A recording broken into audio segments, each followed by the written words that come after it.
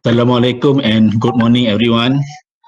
I as a Dean School of Tourism, Hospitality and Event Management, Universiti Utara, Malaysia, welcome all the audience attended this webinar today. Thank you very much.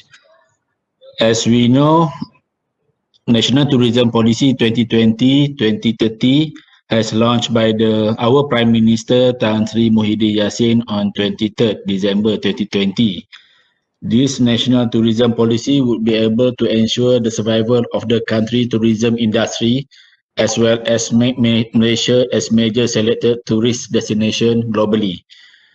This can achieve through key approaches including effective restoration of the tourism industry based on new norms, strengthening competitiveness, sustainable and inclusive tourism sector development, as well as disaster preparedness in the future. This policy will be implemented through 6 key strategic thrusts as follows. Government transformation, creating investment zone for inclusive tourism projects, intensifying the digitization of tourism, enriching the experience and satisfaction of tourists, strengthen commitment to sustainable tourism, and increase human capital capacity in all tourism subsector. Therefore, the School of Tourism, Hospitality and Event Management, Universiti Utara, Malaysia, took the initiative to organize a webinar entitled Insight into the Preparation of the National Tourism Policy 2020-2030. Ministry of Tourism and Culture has given responsibility to Universiti Technology Malaysia to provide this comprehensive policy. And for today, Professor Dr. Amran Hamzah will share with us about his team experience in the preparation of this policy. Before we start the talk, I want to briefly introduce about Professor Dr. Amran Hamzah. He is a professor in tourism planning, Faculty of Built Environment and Surveying, Universiti Technology Malaysia. He has a lot of the experience involving tourism planning and development study in international, national and local level. He also appointed as councillor in the International Union for Conservation of Nature, IUCN. Okay, we give around 1 hour to Professor Dr. Amran Hamzah to conduct his talk, and after that will be followed by a question and answer session. Participants can ask questions by writing the comments in section either on WebEx on FB Live STEM. Without wasting time, I invite Professor Dr. Amran Hamzah to start his talk. Okay, Prof, silakan. Okay, terima kasih Dr. Johan. Assalamualaikum warahmatullahi wabarakatuh dan selamat pagi, selamat sejahtera. Very good morning to all. I think there are international participants, so I will make my presentation in English.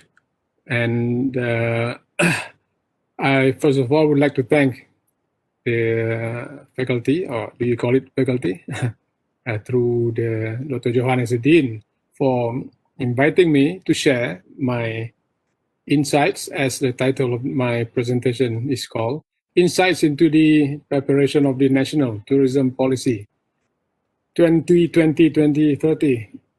Now the National Tourism Policy was launched by our Prime Minister, but in actual fact the policy was completed more than 1 year ago. It was supposed to be launched by our previous Prime Minister. I don't know how many they are now. And it was postponed several times, probably 5 to 6 times. Eventually it was launched. So if you look at the planning horizon is 2020-2030. Although the policy was completed in 2019, I would say. So next, please. So what I will talk about this morning is, I will not be representing the ministry to make a presentation on the national tourism policy. I don't think I'm allowed to do this. The policy now belongs to MOTAC, I was the lead consultant, but I'm no longer responsible. And when I was made to know that MOTEC is planning a nationwide rollout, state by state. It has been slowed down by the MCO, but I think it will finally somehow reach Kedah release in the next few months. So because of that, MOTEC will be making the formal presentation, and I think those who will have the opportunity of attending the presentation, is a physical, I think, presentation, might be able to get a copy of the policy. I suspect MOTEC would want also to upload the policy. It's up to them, and you might be able to download it in a very near future. But suffice to say that I will be sharing my insights and a bit towards the end, my personal reflections on the process of preparing the policy. So I'm not talking about the document per se, but I'm talking about the process and what lessons we can learn from it. So I think we are all fellow academicians. Maybe it could be useful in terms of your work, in terms of knowledge sharing. So that's in a nutshell what I'm going to talk about this morning in around about 1 hour. Let me share with you who were involved in the study. So I was the lead consultant, and on the left of me the academics. We have Dr. Nur Hasliza, Dr. Nur Hazrinaim, Professor Rafi, who were looking into subjects, matters such as tourism, market analytics, sustainable tourism. In the middle was the former KSU of MOTEC several decisions ago, and he was very instrumental in bringing the understanding how tourism works in the government. On the right, the three of them, Mr. Lee Chun Lung, Cik Roizam, and Cik Suresh, were the experts from industry. So we had a very good balance between academia and also practice. And we were well supported by our research officers. And those are the names that appear there, but there are several more behind the scenes. So we work very closely with MOTEC, of course, next. And the whole process was supposed to be very participatory and inclusive. So you can see that we really conducted loads of stakeholder engagements where we met with all the state government agencies. We had 2 rounds. The first round was way back in late November 2017, and we followed up again in July 2018, and we have also a town hall session, seminars, and so on. Besides that, in the middle, you can see that we carried out also what was called topical focused group discussions. So we then have very specific FGDs on health and wellness, MICE, business events, tourism, human capital, aviation, SDG, tourism marketing, and these were attended by smaller groups, mainly the captains of industry. We also had face-to-face consultations with a long list, as you can see, ranging from the SPA Association, MATA, the industry, NGOs, the investments agencies, UKAS, MIDA, and the local authorities, and many more. But what is interesting, there was a lull along the study during which there was a change in government from BN to PH, and I think the whole government machinery stopped for several months. Nobody knew whether there would be still a MOTEC at that time until they appointed a new minister and so on. So I think we would have lost 2 months or 3 months without much activity. We couldn't conduct, our surveys. We couldn't make presentations. But we used this opportunity to, or at least I used this opportunity with my research officer to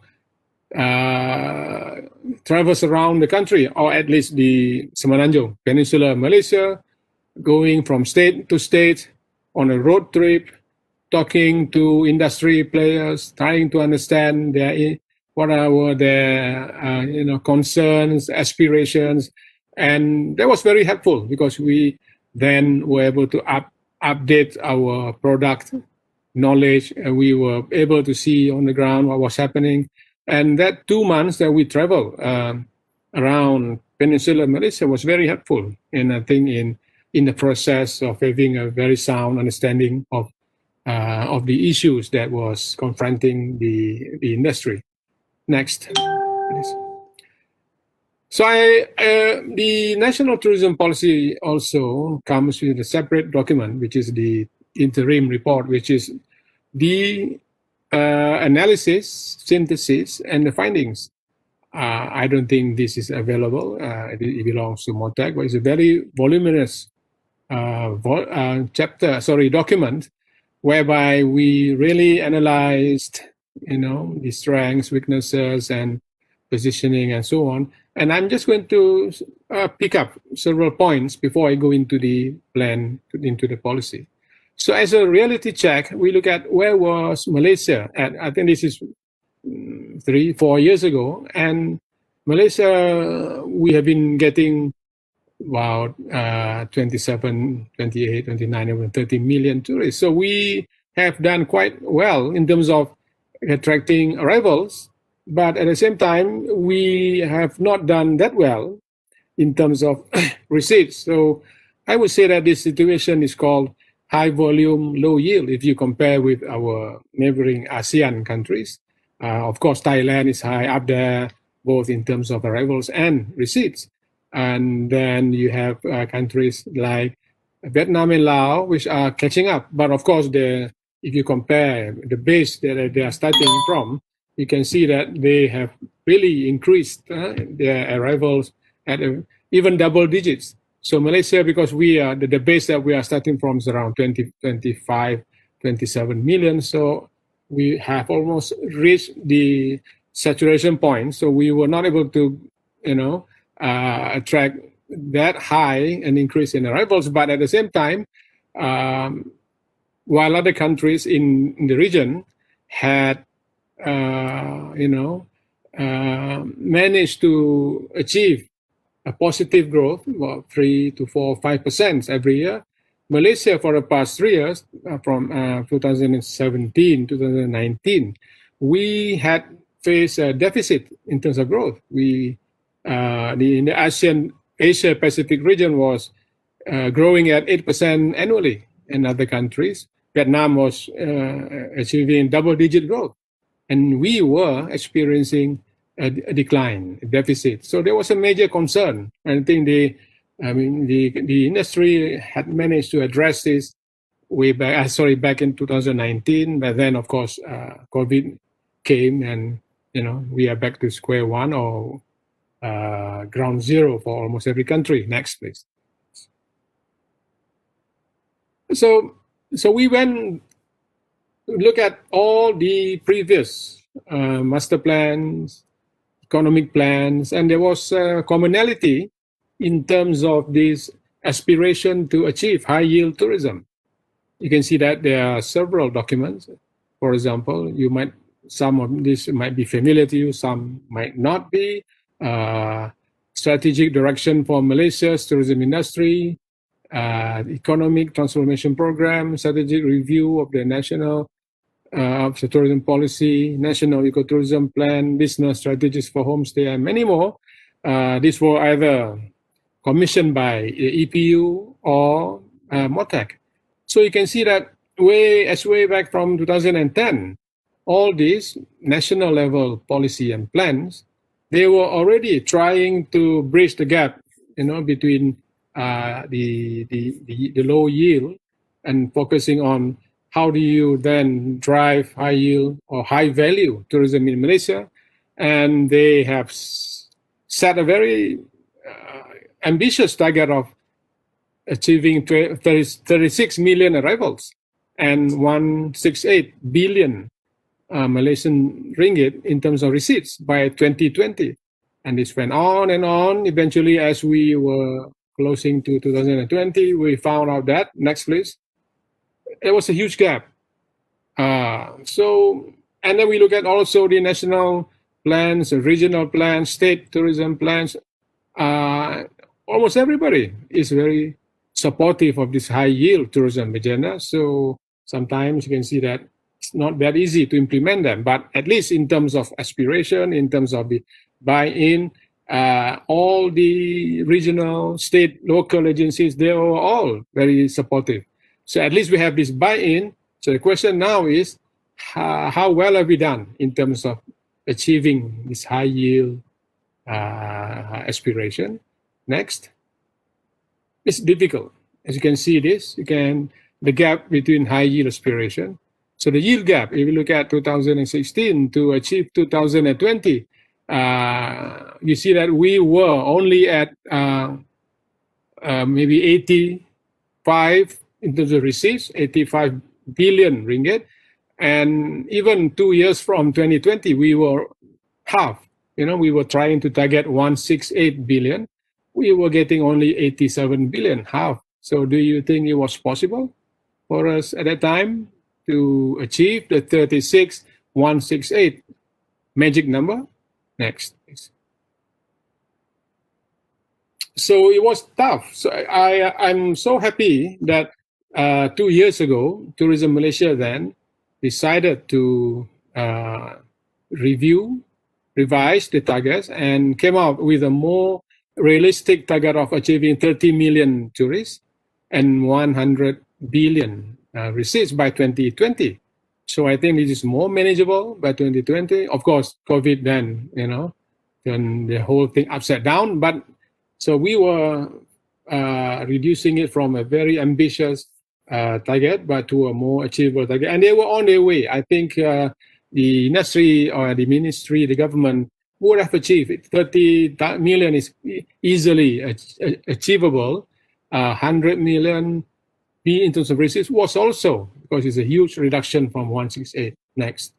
But what it showed was that we had been stuck in a comfort zone. I would say from our analysis that we have been stuck in a comfort zone for so long in terms of governance. I think most of us know, those of you who are connected to this online talk, that we have been going through what is called a silo mentality, working, in isolation, and also the dependency syndrome that the industry sometimes, or a lot of the times, will be too dependent on the government, and that restricts creativity and innovation, whereas our neighbors, ASEAN neighbors, they are very private sector driven, hence they are more innovative. In terms of product development, we have lots of products, but maybe they have not been refreshed, So there are a lot of tired products, and we maybe lack the wow factor. Human resource, so we look at, I was in the room in a dialogue session when there were European tourists.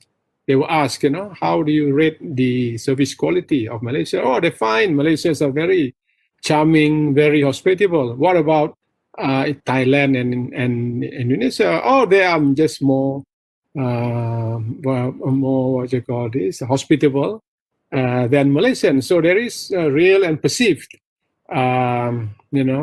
lack of service quality and also service culture. It may take a while for me to define what service culture is. In terms of destination management, in terms of storytelling, there are also huge gaps in terms of the quality of our interpretation, our guides, the storytelling, the quality of the souvenirs. Our souvenirs, a lot of them are bought, from China or Vietnam, Indonesia, because of the lower production costs. And in terms of, the lack of adherence to sustainability principles. And finally, the tourism marketing and promotion. So we look at that we have been doing a very generic, mainly conventional promotion using brochures and digital marketing. We were doing it, but not, at the rate that Thailand or Singapore, yeah, what they're doing. So this, in a nutshell, were the impediments that we look at while we were analyzing our, the current situation of Malaysia's tourism industry. So from this base, we then decided that next, there could be, in terms of benchmarking, first of all, Thailand is leading the pack in ASEAN because they were already, going into digitalization. They were already going for decentralization. So they have very unique regions offering different experiences. And they were moving away from cheap package tours into more high yield, experiences. It's very private sector driven. Government will, of course, facilitate, but it's all up to the private sector. And they were very inclusive. They're very resilient. They had so many demonstrations and so on because of political situation. After a few weeks, they're back, So the only problem is that, like everyone else in the world, COVID is something that no one has yet to get over with. So look at Thailand has done so well, not only in terms of receipts, but also in terms of arrivals. So next, please. So we then look at, to simplify matters, we look at three possible scenarios. So where do we go from here? Scenario one is we can just do that, business as usual, status quo. So we tested this with the industry players, and there were some who said that, yeah, there's no problem. We are doing well. You can just go for the high volume, low yield model. Then we have a scenario number two, catalytic investors driven model. And the final one is systemic. It's not systematic, right? Systemic transformation. Next, please. So this is what it entails if you want to retain the status quo. We will have high tourist arrivals, but it will be stagnant. We'll be growing at or even negative growth. And we will be very still in the reliance on the ASEAN market, Singapore 60%, and the rest, Indonesia, Thailand. We will not be getting the so-called high yield market. Of course, we will be stuck in the comfort zone. We'll be offering the same experience, and then we'll be losing our competitiveness. And also, we will be, not taking care of our tourism resources. Next, scenario two is very dependent on investment. So I think this is whereby you need catalytic investors. So the best example is Legoland in Johor. Johor used to be bypassed by tourists from Singapore, on the way to Malacca, Genting, and KL. But I think when Khazanah, through their companies, then invested in Legoland, it created a demonstration effect. And then there were many more what is called family fun attractions. They were developed, and overnight, Johor or Nusa Jaya became, one of the top or number two in the whole country in terms of domestic tourism. So you can create growth by, getting by pumping in money, but you have to have deep pockets for this. And some states in the country then will say, and Kelantan says, why don't you give us a theme park? So we can also emulate Johor, but I don't think it is possible. It depends on many factors, your location, Johor in relation to Singapore, and so on.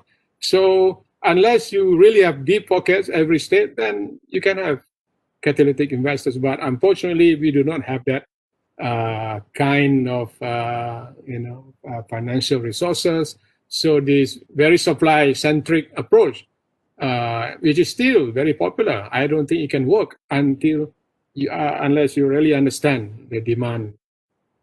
Okay, so the final ones we look at will be next. Do we need a transformation? And if you need so, it has to be systemic. It's everything in tourism is in a system. So this would need looking into the pro-business environment where you attract investments. You will look into public-private sector partnerships. We have to look at the creation of special zones, the high-speed rail, normal high-speed rail now, ECRL, still Pan Borneo. These are the enablers which can trigger developments around stations. So we can advocate high-value tourism, but we must also align our tourism policies towards the UN Sustainable Development Goals. So we need also to have enabling factors, for example, the digitalization, embracing sharing economy, and so on. So these are the things that we tested out with the industry players, stakeholders, and the whole engagement process took a long time, and we were happy because we managed to get lots of very good feedback. And next, please. And finally, we work on this kind of transformation. These are early ideas. I'm just sharing early ideas so you can see that the terms, the words, this is the draft form. They have not been revised or refined at this time. This is not in the final document. So we toyed around with this whole process where we have to look into governance. I think governance is key. If we can enhance, improve the governance of tourism, we can create a so-called pro-business environment.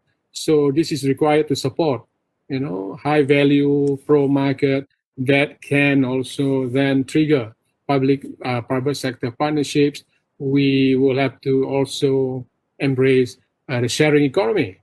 No matter how difficult, no matter how controversial the sharing economy, our hoteliers say that, they don't want all this new sharing economy, but they're here to stay. It's just how do you regulate them, So, and we need this systemic transformation, which will include looking into governance, product developments, connectivity, human capital, e-tourism, sustainable development, and sharing economy. So we also needed, game changers. What game changers do you need in the national tourism policy? We need to look into the streamlining the governance structure, smart tourism, high-value tourism, and what will be the outcome? So we look into the outcome would be a more competitive, a more inclusive, a more sustainable tourism industry, and possibly going back into the global top 10 tourism destination. We used to be ranked 9 in terms of arrival but not receipts. Maybe we reached 12 or 13. That was the thinking at that time. This is the way that we develop our thinking along the lines of transformation. So this is from the plan. I'm picking up from the plan. So the need for a transformation agenda becomes the crux, the central to this plan, which is to regain the competitiveness of Malaysia's tourism industry. Some people might argue we have not lost it. Why should we regain? Yeah, they may be right, but I think we lost it a bit. So we need to regain it in an increasingly competitive and uncertain world through or by increasing revenue, securing partnerships and investments. Again, a lot of focus on PPP, empowering local communities, and ensuring the sustainability and resilience of the industry. So I think that is the basis of the need for transformation next. And so we then develop our 6 strategic thrusts based on this transformation needs. And again, the process of transformation, on the left, we need to have a strategic direction. So the national tourism policy is not a blueprint. It does not tells you that do this and do that.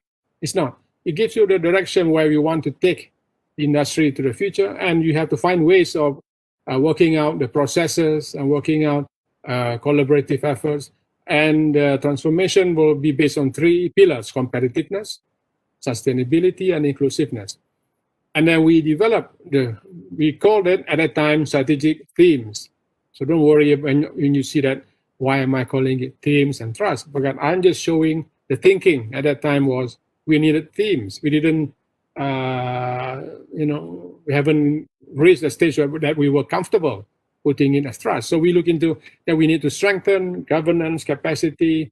We need some kinds of investment zones that were dedicated to tourism. We also need to embrace digitalization. we need to attract more sophisticated tourists. But how do you grow this? Service culture. And finally, we need to really cement our adherence to the principles of responsible and sustainable tourism. We also have what is called augmentation. So I think in any policy, you don't really need to cover this. Augmentation is how do you scale up tourism products, how do you add depth to the tourist experience, how do you strengthen enablers and remove impediments. Or in the plan also, we look at all the different sectors like ecotourism, rural tourism, CBT, and we recommended augmentation strategies. I'm not going to share with you today because I don't think we have the time. When you have access to the national tourism policy, you can see, but they are not key towards the transformation. They were more as augmentation is to improve on things. So this is the process that we decided between us, the consultants, and of course, the MOTEC and the steering committees that were very helpful in guiding our progress. Next. So this is what we came out with. We then call it transformation strategies. In fact, it is now called the strategic trust. So we wanted a direction that says that transform Malaysia's tourism industry by harnessing public-private sector partnerships and embracing digitalization to drive innovation and competitiveness towards sustainable and inclusive development in line with the SDGs. So there are 6 thrusts: strengthening governance capacity, creating special tourism investment zones, moving towards tourism 4.0, enhancing visitor sophistications, practicing sustainable and responsible tourism, and human capital. If you look at this and you see that it is slightly different from the final document, don't worry. Again, I said this is what we did. It's a draft. Even we call it tourism 4.0, digitalization, sometimes interchangeably. So I think the process of editing took, I think, more than 20 times. Next. So let me focus on all 6 by highlighting some of the strategies. I'm not going to talk about all, but just highlight the important ones. Next, please. Strategic Trust 1 is about strengthening governance capacity. Why we wanted to focus on governance capacity? Because we discovered that MOTEC has only a certain limited scope in terms of power. It can provide the direction, it can facilitate, but the government or MOTEC is dependent on so many other ministries, agencies, and local authorities, and of course the private sector.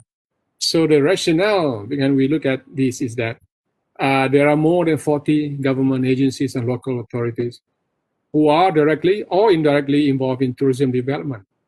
And all of them have got a mandate, even though tourism is not their core business. They have got a mandate, and more importantly, they are given a budget. Every year they're given budgets to be spent on tourism. Tourism is as a catalyst for rural development. For example, you have all the rural development agencies, FELDA, even RISDA, you have Jabatan Pertanian. Everyone has got their own mandate to use tourism as a catalyst for poverty reduction and so on. But most of them are not trained in tourism. They are trained in their own fields, agriculture and so on. So in terms of the delivery of competitive tourism products and memorable tourism experiences, there might be some shortcomings because of the lack of tourism core skills. So I think we are focusing first on government, because you cannot in the plan overnight and say close down all the agencies or take away all their powers and put it to MOTEC. It's impossible. Everything is, legally they have been structured that way. So we wanted to create this governance, the capacity of the agencies to be, to be able to harness the tourism core skills, so then they can understand tourism better when they are implementing their projects should be better planned and monitored so that they can, result in very positive impacts on communities, on the nation's economy. Okay, next. So I'm going to show you just how we develop the strategy. So we have in these boxes issues. For example, there are coordination challenges, lack of tourism core skills, and we have a very top-down government approach. So in trying to strengthen governance capacity, we have developed strategic actions like strengthening high-level coordination, enhancing tourism core skills of the government agencies, and also increasing the capacity of local authorities. Local authorities is not their core business. Some of them have ventured into tourism, Malacca, Taiping, Manjo, they've done well. But again, they lack the capacity. So embracing innovative governance models, you need to have more collaborative management. So under the strategic actions, we have tactics, for example, coming up with the National Tourism Industry Council, strengthening SMOTEX authority, coming up with a tourism academy, dedicated capacity building programs, in-house mines, in local authorities, and then activities. All these then are written down in very clear strategies, actions in the plan, in the policy. So you can look at it. So I'm just showing how they look in terms of the flow. Next. I'm just going to pick up one example. So this is something that we came up with as a tactic. It's not a strategy, it's a tactic, which is how do you implement this strategy. So as a tactic, we recommended a tourism academy. And then people were questioning, why do you need an academy? There are many already. We're not talking about academy for youngsters. These are for government agencies who have been doing tourism for years and still do not have some kind of formal or semi-formal training. So this is about looking into the, for example, agencies like Intan. They already have been doing this kind of training for government officers, and we can offer courses promoted to government agencies, aim at improving core skills. And again, the modules could be developed with public universities. We have master trainers from industry. And maybe this could be done in a period of 1 week, 2 weeks, or 3 to 4 weeks. And the whole aim really is to get the government agencies to be more familiar, to have more skill sets that could make their work more effective. And after the 4th year, we would like to see this tourism academy maturing into a regional center of excellence for tourism futures, maybe providing skills, services for ASEAN. This could be a tourism training for ASEAN government officials, tourism leadership, research and consultancy, advocacy, and so on. So this is something that is easy to implement because we already have, Intan or any other infra in SCAN doing this at a national level. But what is more important is that you can see the purple box in the middle. This kind of training cannot be done in the classroom style alone. You have to bring the participants also to the field. And this is where we also recommend, as part of the academy, there should be field training centers. Next, please. So these are possible. I said potential. I repeat myself, potential. We're not saying that this should be, For community-based tourism, for example, once the participants have spent a couple of weeks in Intan or Motek, they can then be taken to Misowalai homestay in the Kinabatangan, where they are exposed to, the practical day-to-day running of a successful CBT. Similarly, for cultural heritage, Georgetown, together with Penang Global Tourism, could provide that kind of specialist training. Ecotourism, it could be done in Mulu, Taman Negara, Island, Pulau Tioman, Pulau Langkawi, agritourism, Mardi.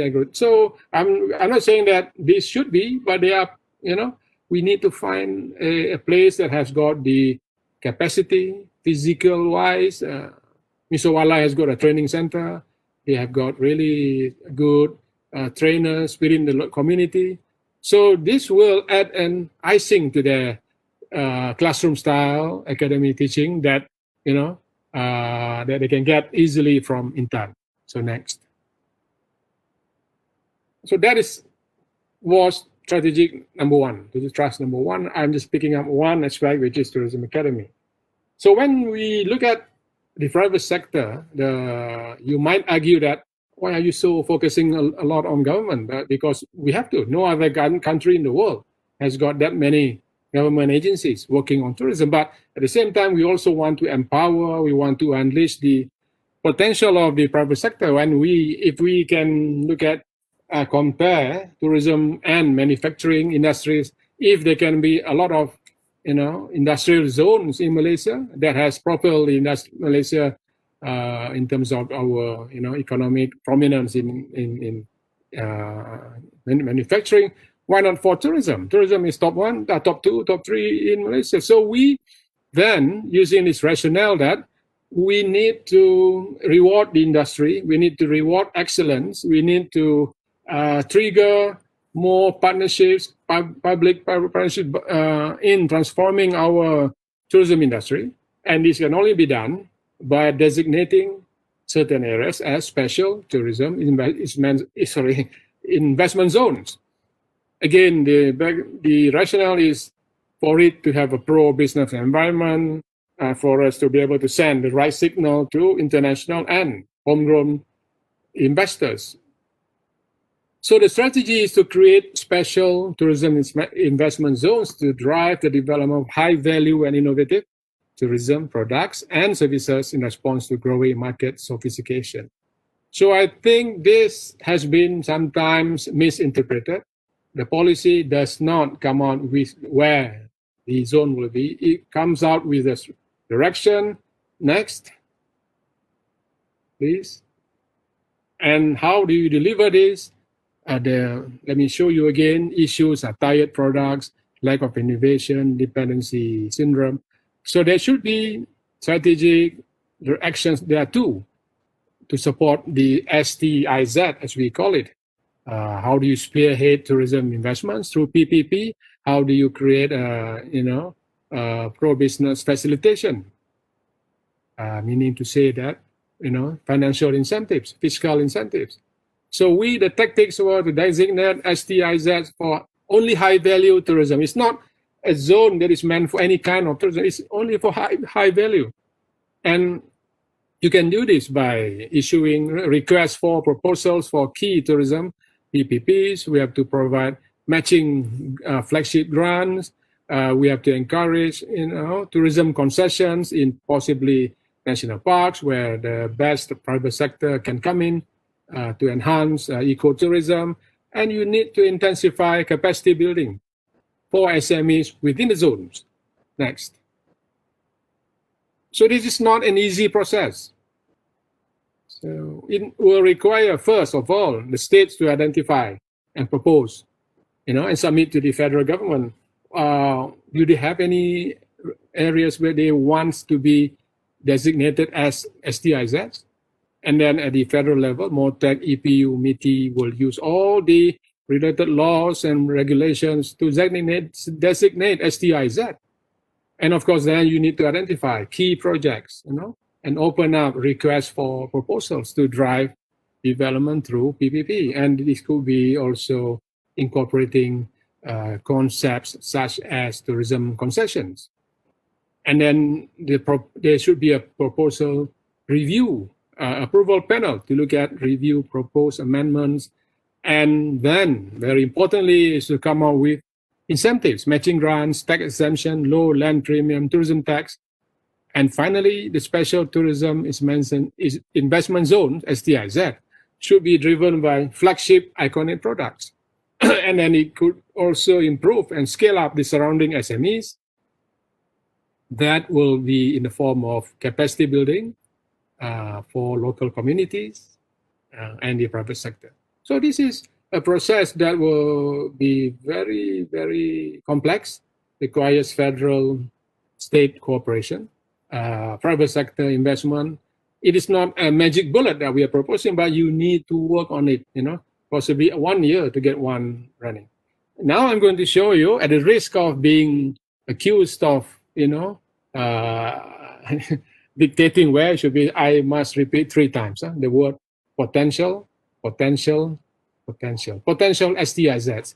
This is just based on our analysis. For example, Janda Bay is so vibrant in terms of the development of ecotourism facilities, accommodation, not much on facilities. It's very compact. It's very near to the market, Klang Valley. It's a very premium. We have seen, new resorts charging 1,000 per night, but tourists don't want to stay just 2 nights in a resort. They want to be involved in ecotourism. Beserah, Cerating, Marang, beautiful.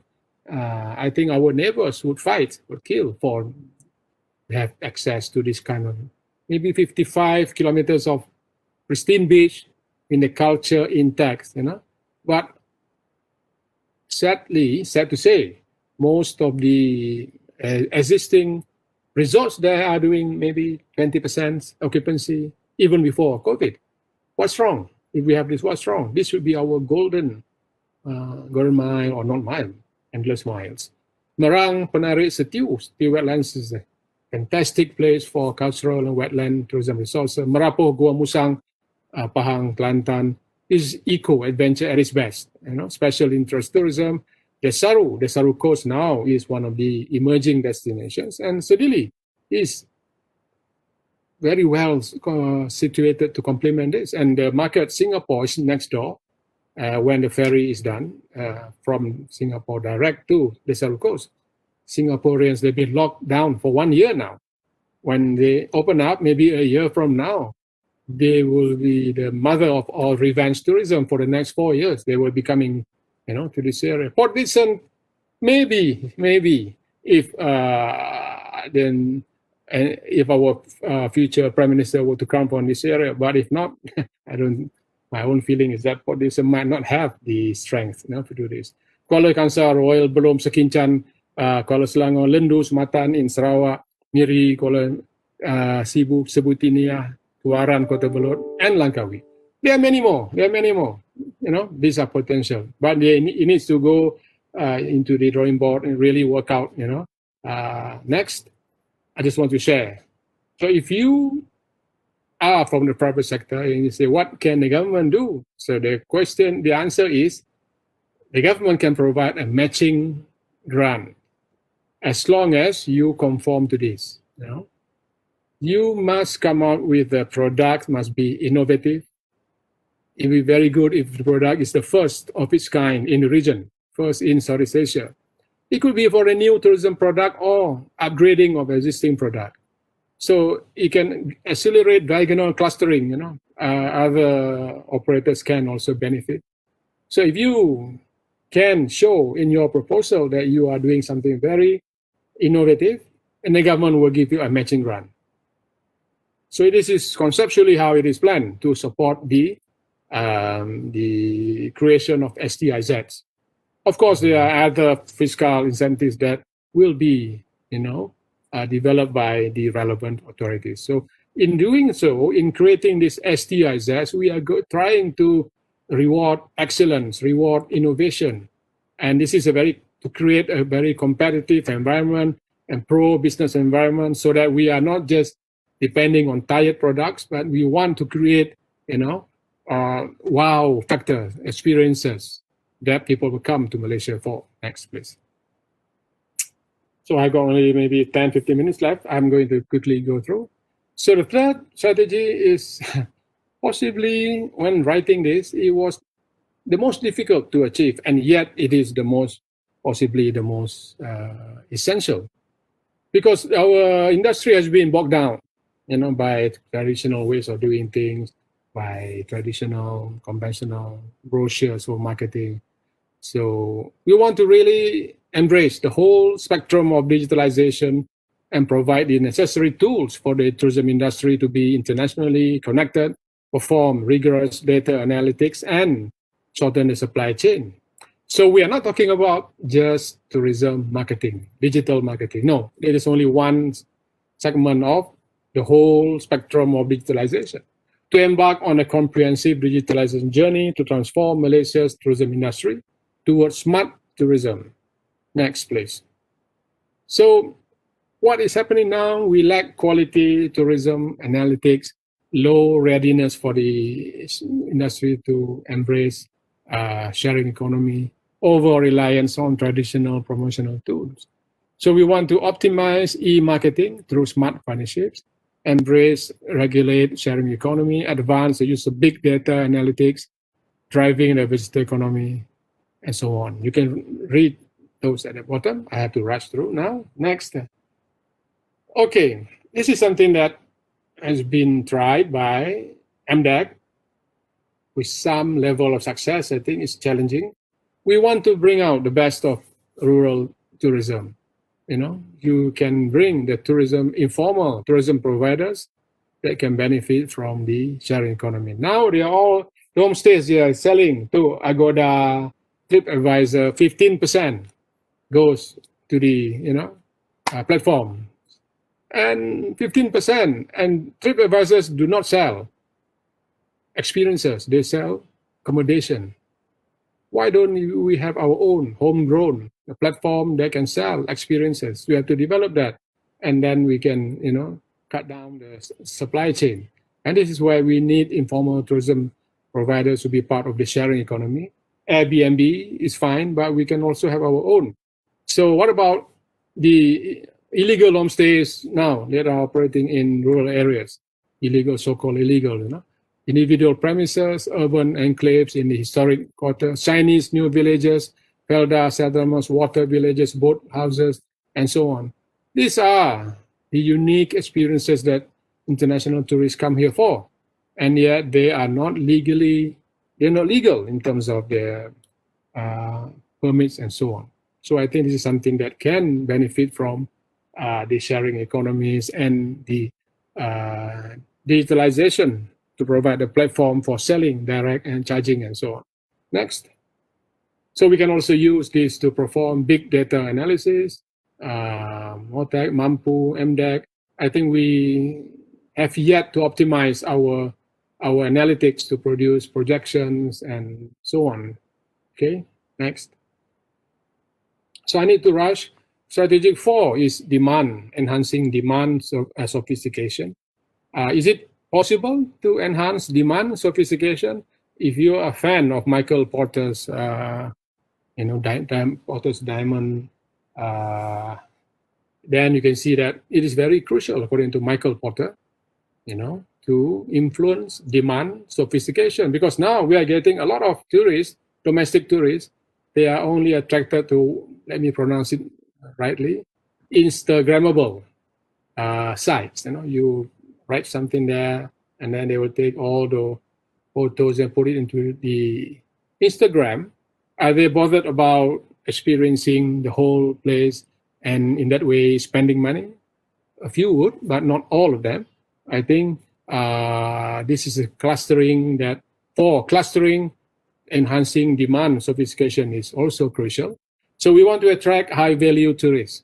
So we want to attract customized travel. What is customized travel? They still go and use the services of tour operators, but they will dictate what they want. I think a lot of the Chinese travelers from China now, they are going to customized travel agencies. So we want to make them stay longer. You have to spend more. So by enhancing demand sophistication through targeted marketing, shortening the supply chain, and improving the destination attractiveness to appeal to high-value tourists and increase tourist spend. Next, please. So what is the issues here? What are the issues? Over-reliance on short-haul market, inelastic demand, underexplored, customized travel market, low tourist spending. So we have to come out with these strategies to undertake rigorous tourism analytics, understand and cater for customized travel demand, leveraging on international designations, removing impediments, and a lot of things like zero-cost tours is still a problem. We need to get rid of this. We need to brand Malaysia as a premium ecotourism destination. Tourists, if they pay only 10 ringgit, what do we get? Our entrance fee to national parks, 10 ringgit. We need to make it like Sabah Parks, Kinabalu. They need to pay. If you give them high quality experiences and at places where they are already, what do you call this, listed in as a World Heritage Site, tourists don't mind paying a premium. So, and if you add in excellent storytelling, interpretation, safety, they will pay, the right price for this. So we are selling ourselves short, especially in terms of ecotourism. Next, please. So this is just quickly, we need to go with rigorous demand analytics. Next. Okay, this is something is very close to my heart. We have a lot of cultural tourism. We have yet to develop it into what is called creative tourism. Thailand is well on in its way of developing creative tourism. This is what is called co-creation. As how do you increase demand sophistication? You have to focus on co-creation. Tourists want to experience, they want to learn how to make, let's say it is labu sayong, spend a few days learning the craft, and artisans who must have the skills to be able to, relate to them. And there are many potential creative tourism villages in Malaysia, Terengganu, Kelantan, Perak, and I think we need to leverage on this to enhance demand, sophistication, increase spending, and so on. Next. Again, the Malay heartland. If you have seen all these things, flying gasing, as Alex Terapuri is selling, so much, and we don't know where they are because we, for one, do not really sell this well. There's not enough signposting, wayfinding. We don't provide enough information, and we do not have good storytelling, even though all these are the gems of the East Coast. Next, please. Strategy 5 is to focus on our commitment to responsible tourism, and then we have the UN SDGs. We have come up with strategies to benchmark our industry's growth, to take into consideration promoting inclusive development that is in line with responsible consumption and practices. Next. So again, what are the issues? Our islands are at the tipping points. If you're not careful, we might result in unsustainable development, threats to national parks from logging upstream, responsible tourism behavior, overcrowding at cultural sites, need for better alignment with UN SDGs.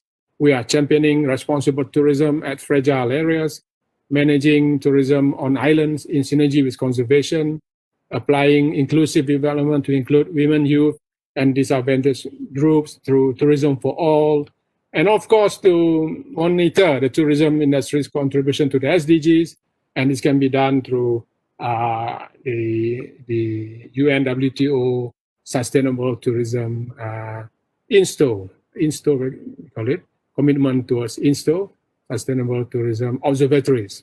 Malaysia has yet to have one. We need to have one soon. Okay, next. One of the things that are criteria that is also important towards enhancing our comparative travel and tourism and travel comparative index is how many of our sites are inscribed in a World Heritage List. We had, of course, from the beginning, Mulu and Kinabalu, joined by the serial nomination of Malacca and Georgetown. Lenggong then came on board. After that, we have none. So I think FRIM is about to be submitted. So I think we have a lot of resources. Danum Valley, Maliau, Imbak as a serial nomination, Nia, Tamanagara, Royal Bloom, doing this dossier, Kinta Valley, Lemah Bujang, and many more. The more we get, the more we will rank highly, the more we can leverage on international designations to show excellence in presentation. And this will become also flagship attractions to attract international tourists. But we are still way behind despite our resources. Next, please. We need also to enhance rural gastronomy trails.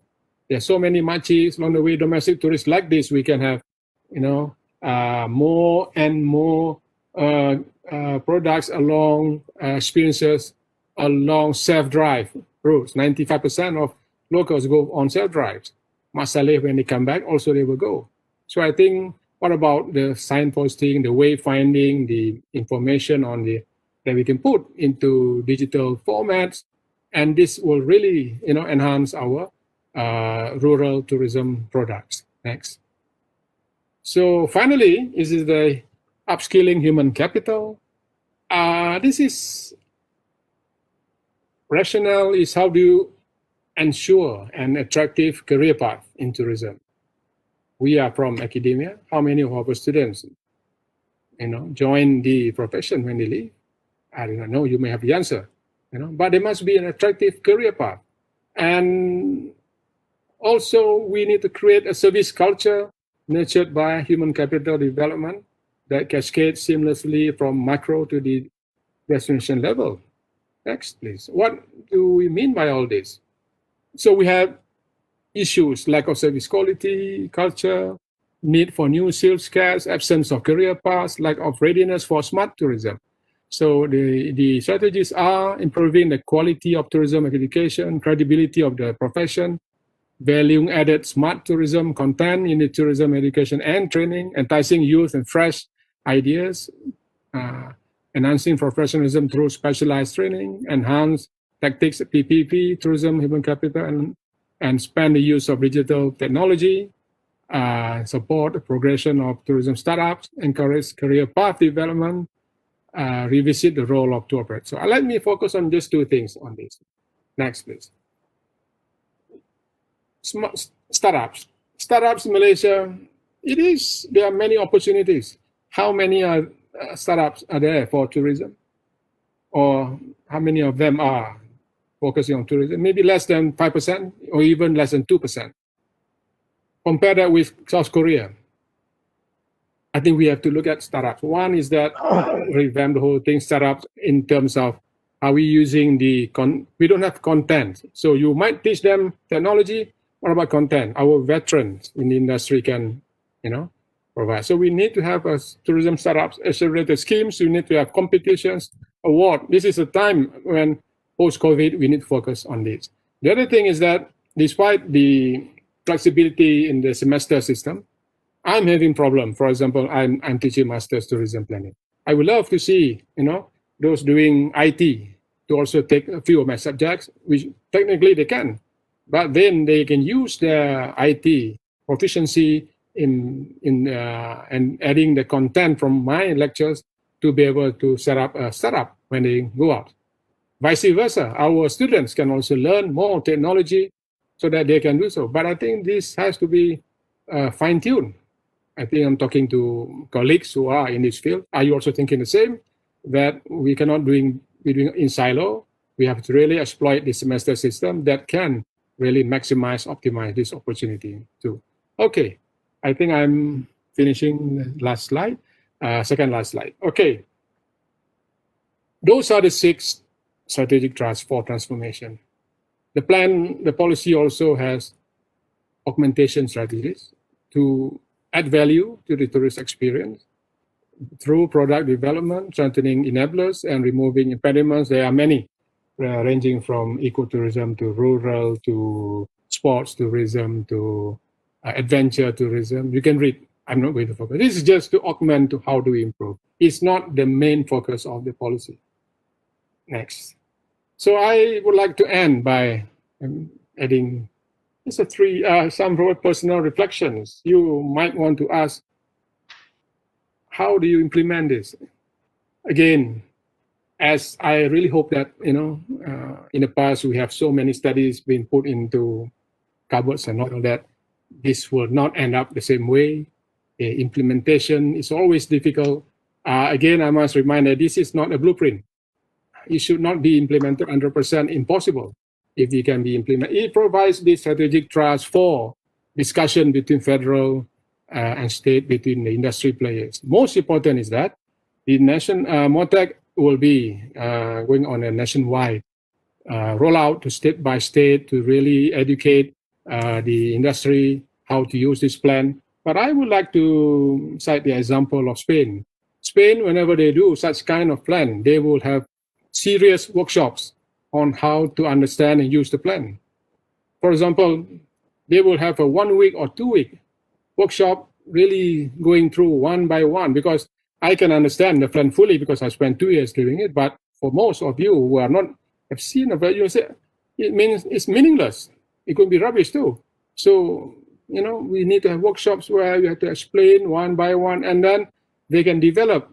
The state governments, the local authorities can develop their own actions. So if they were to do a state level tourism action plan or district plan, they will be in line with the strategic direction set. So those are implementation issues. It is not meant to come out with this area, this funding. No, they provide you with the strategic tools. Governance issues is another one. I think if we were to follow the top down, we will not go anywhere. In Malaysia, we are still stuck with tourism is a federal affair. State governments can do. State governments can set up some kind of state tourism office, but they have to call it something. But even if you do, you can maybe raise only 5 million ringgit a year. What can you do with that? You end up printing brochures. So governance is looking into more collaborative kinds of governance issues, governance opportunities. I'm happy to see that Habitat Penang Hill is one of the best examples of tourism. Concessions that can really be replicated elsewhere. And finally is the impact of COVID. I will not say anything about it. I think the only thing I can answer is the plan still relevant in COVID times? Yes, it is, because it is a strategic. You have to adjust to include the challenges of COVID-19. But I think the whole thing is about how do you enhance resilience? And resilience, you can say, someone can say it means something to someone else. But if you look at resilience theory, there are two variables just to end. One is the fast variables, that is causes you shocks.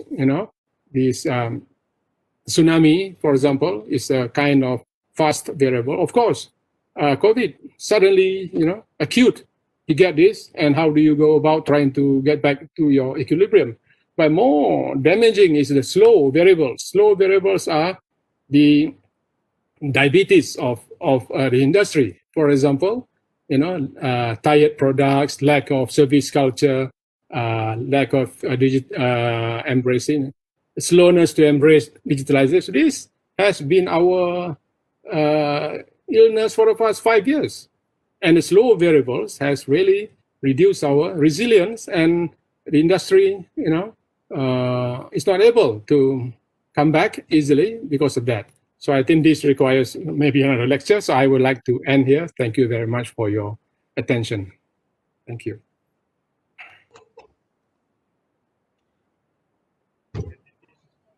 Okay, thank you very much, Professor Dr. Amran Hamzah, for his interesting and give a lot of the knowledge to all of us to about the process that went through during the preparation of this policy. Okay, and now we start with question and answer session for the participant.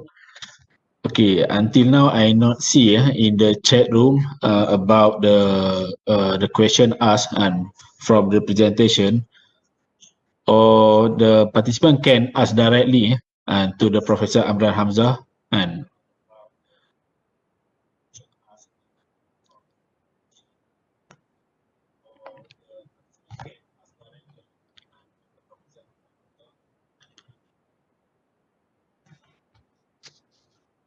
Okay, Assalamualaikum, Prof. Amran. Waalaikumsalam, ya Dr. Shikib. Okay, that was very interesting presentation, and it's opened our eyes of this, how this is being developed actually. Right, in your presentation, you were saying about focusing on high yield. So, does this about the international market or domestic? This high yield market. Thank you, Dr. Ashikin. Very good question. I think let me just clarify that the National Tourism Policy is focusing more on the international tourism. We added in a bit on domestic tourism, but I think the whole focus is on international tourism. Hence, when we say that we would like to focus on high yield, it is referring to the international market, because we know for the fact that we have yet to be able to tap into this high yield market as compared to our neighbors.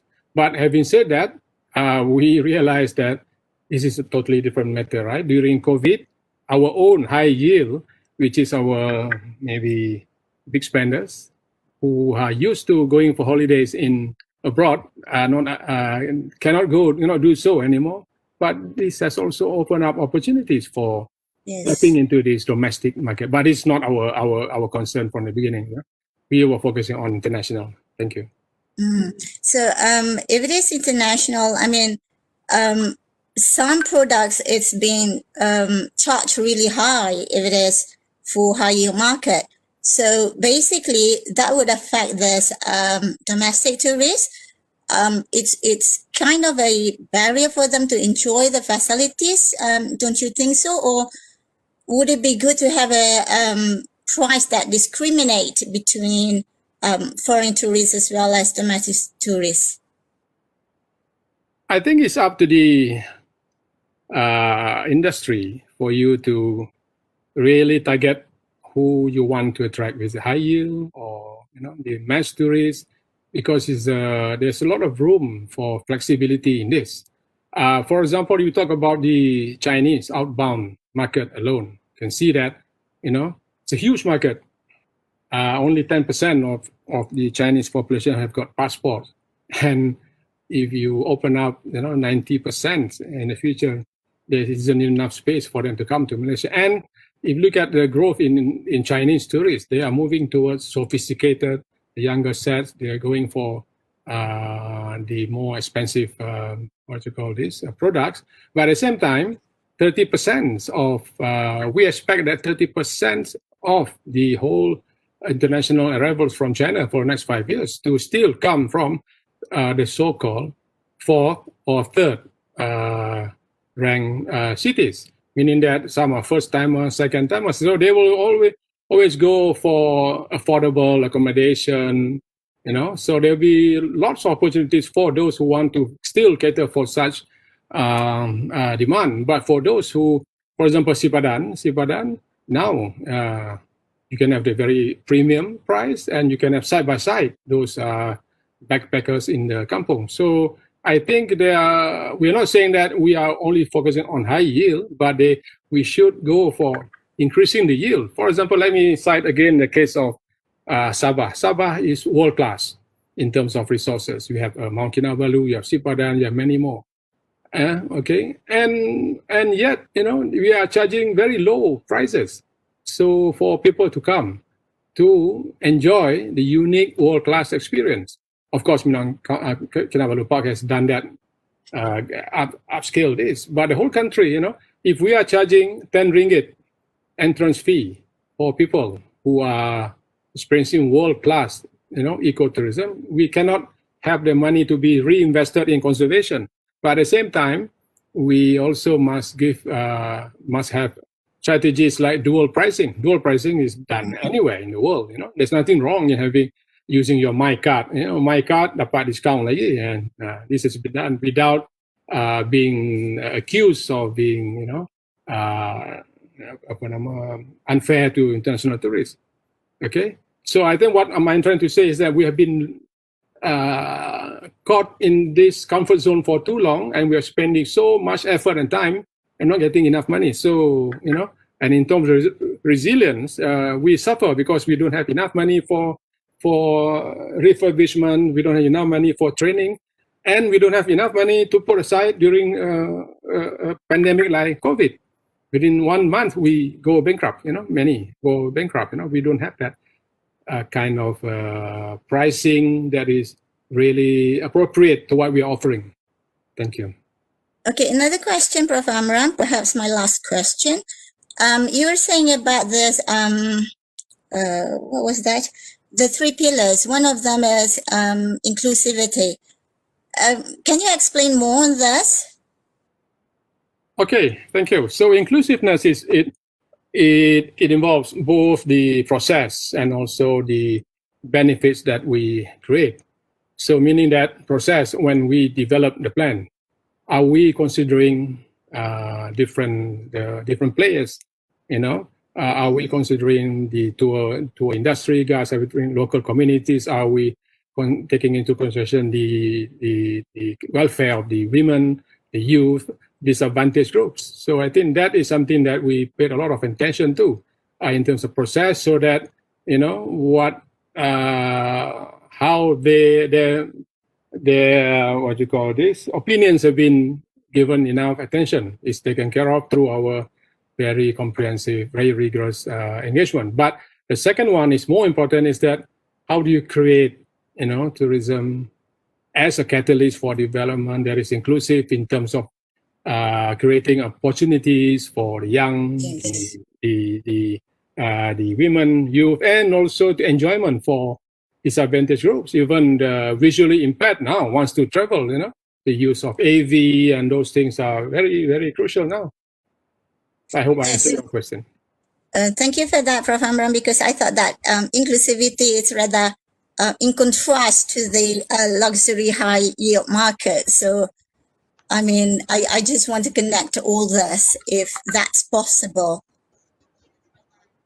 Yep, certainly. There are no real divisions there. Thank you for your question. Okay, Prof. Amran. We have one question from the Professor Jennifer at UMS. She write in the Facebook Live. Based on your finding, can you share the possible new tourism business model for the tourism practitioner to rebuild the tourism business in Malaysia? Oh, thank you. I don't really know whether I can deep dive into that kind of micro things. But first of all, it is not the scope of the study to go into that kind of details. So the micro businesses, we as I said in my presentation, we are more looking into unlocking the potential for private sector enhancements of their businesses through unlocking business facilitation, through public sector partnerships. And the STIZ is, if you focus on it, is a very strong tool, STIZ, that people do not really, maybe is not shown yet in an example. This is key. So if you have several operators operating in a region where we are offering wonderful experiences, and you feel that you need to work together, and you need to be given the support by the government, and then the PPPs can really be executed through various levels of government. And I always like to refer to Penang Hill Habitat. So Habitat Penang Hill is the business model that has been able to upscale ecotourism to a very high level, through ecotourism that is making money, and the money is plowed back into conservation. They have wonderful qualified guys from the local young youth, and they are reinvesting into conservation activities through a foundation. And most importantly is that because how much they are charging. They are not charging 10 ringgit, they are charging 50 ringgit international, 50 ringgit locals. You have got group discounts, of course. But what I'm trying to say is that if you are coming up with that business model that will reward the visitor with world-class experiences, and then you can make enough money for it to be plowed back into conservation. So this also has to be done on the islands. Islands now, we need to have a collaborative approach also in the management, government, the operators, and so on in national parks. So concessions in national parks. When we did the national ecotourism plan, it was very anti-concession spirit by the certain ministries. But now we are open. So once you open up, concession opportunities for national parks, whereby private sector can come in, but you have to comply with really strict, adherence to sustainability, and then you can raise the quality of the experience, and tourists will pay. Discerning tourists will pay a premium. So that helps in the business model. But I cannot go into the very micro. Look at that. You have to really sit down with, with the that kind of destination planning level. Thank you.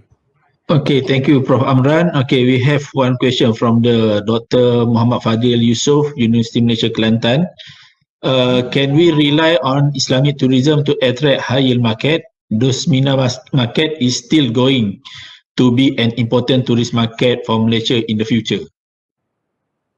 Yeah, of course, we can always rely on Islamic tourism. We have been successful in doing so. We were the oasis after 7/11, but we are how many years now running? We've been top Islamic tourism country. But then it has become very institutionalized that we have mosque tours, you know, and this is. But maybe now we need also to focus more on the spiritual. So Islamic tourism now is very ritualistic. You go to the mosque and you look at the architecture. But a lot of tourists who pay to understand more about the spiritual aspects of Islam will reduce Islamophobia. And I think Islamic tourism will have present that opportunity for high yield, but we cannot restrict ourselves to just this kind of what is called now Muslim-friendly tourism. You have only hotels providing halal food and prayer rooms. Almost everyone can do that, but what else can you deliver in terms of adding the real spiritual aspects of Islamic tourism? Very, very difficult, but it can be done. Thank you. Okay, Prof. Amran, thank you. We have the other question from the John K. He write in the Facebook Live. The question is, should virtual tourism be a strategy in the way forward with the COVID here to stay? The hassle, COVID test, risk of traveling is a real deterrent.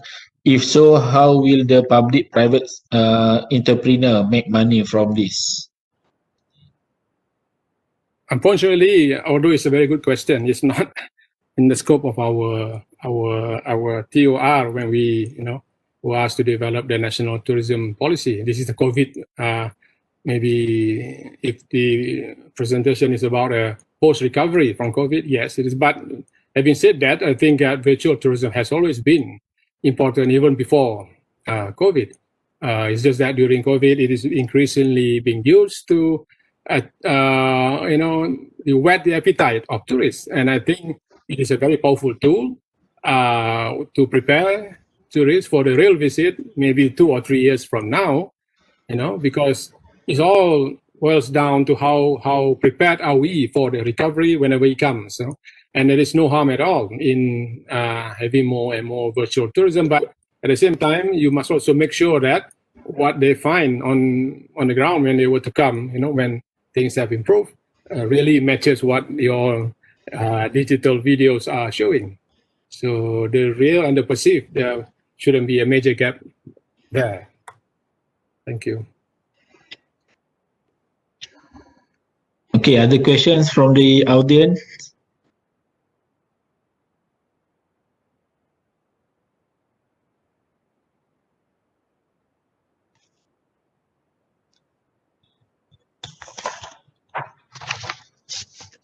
If no question, okay, I think we can close the webinar session now.